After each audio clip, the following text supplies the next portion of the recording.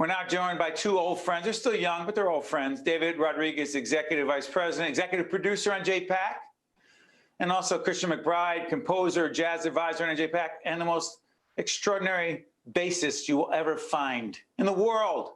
Christian, is that the way you wanted me to say it? I just want to make sure. Yes, that's exactly how I wrote it for you. Thank you. Hey, listen. So let's do this. Every year we do this, but we've never done it like this before. We're all innovating. The TD James Moody Jazz Festival, March 2021. David, put it into perspective. What's it going to look like and why is it so important? Well, I mean, particularly during the pandemic, the ability to really reach out to our patrons, to our donors, to the young people who experience arts education throughout the year, finding those new ways to do it is a challenge, and I'm even going to say an opportunity. There's a lot of jazz programs that we've done where more people have tuned in than ever before. So we're excited that we can still make that connection. And with TD Jazz, what this does more is rather than having a condensed 2-week period, it extends the series throughout the year. Christian, we were talking about 2012, 2014. We actually had you in in-depth interviews at the New Jersey Performing Arts Center, and you also performed as well. As someone who's a real people person, put this in perspective. Jazz, this jazz festival, if you will, and social justice. Well, as we all know, 2020 has been a very, very heavy year. I've always fancied myself somewhat of a historian. I really love studying particularly American history. And I read this book called 1968. And basically the premise of the book, talks about all of the things that happened that year. And the premise of the book is that every single person in America was intensely angry about something in 1968. It feels that way now. Now, I wasn't alive in 1968, so I can't compare it, but I really feel like everybody in this country right now is intensely angry about something. And I feel the way to really deal with that anger, particularly, I mean, of course, me and my other fellow musicians would feel that way, is to express that anger or express the need to sort of turn that anger into something positive. You do that through music. And the team at NJPAC has pretty much always had their sights set on that.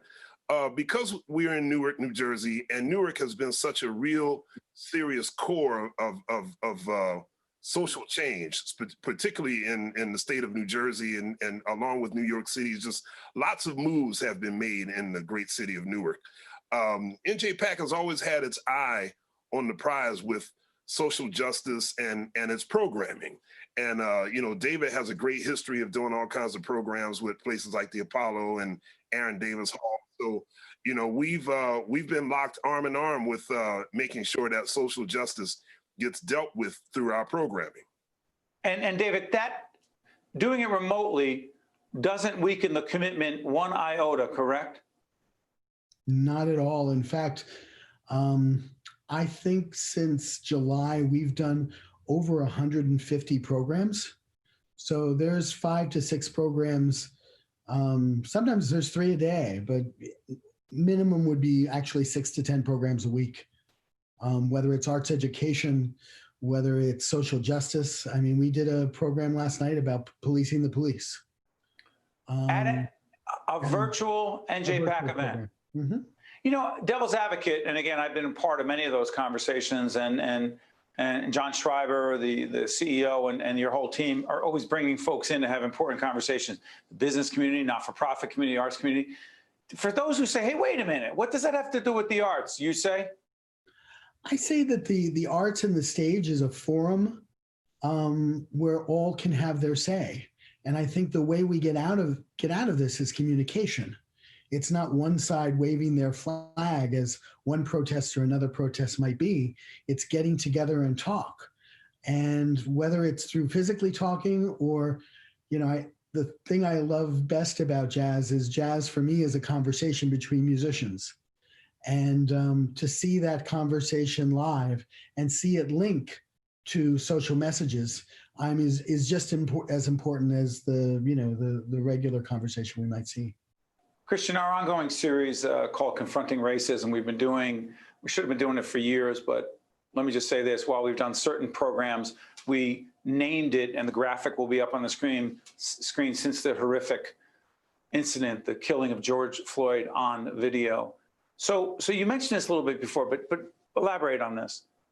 The ability of the arts, as we're so polarized, as we're so divided, as half the country thinks that Biden's the president, no, not really, because whatever.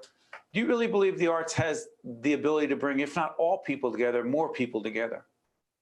Absolutely. I mean, it seems to me that not a whole lot of other ways have worked. If more people really embraced creativity, this thread that all of us have to be creative. You asked David, when they have a virtual program such as Policing the Police, some might ask, what does that have to do with art? Well, the thing is that social justice, politics, life in general, family, friends, that's all tied into art. Art is a reflection of that. And so,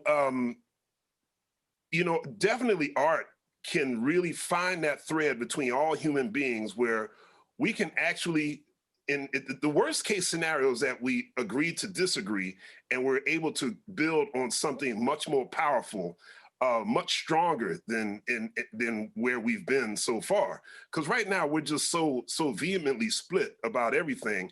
Art would be the one thing that can heal everyone, I believe. Yeah. Hey, Dave, before I let both of you go, tell folks, we'll put the website again for NJPAC up, the TD James Moody Jazz Festival. What do people do? Sign up? How do they participate? Well, probably 3/4 of the programs are free of charge. So whether it's, take a look at NJPAC in your living room, which is a part of our website, and you will see things ranging from discussions on jazz couples. There is a jazz couples. Christian, you know anything about that? I'm joking. Quick plug to your wife. Quick plug. Yes.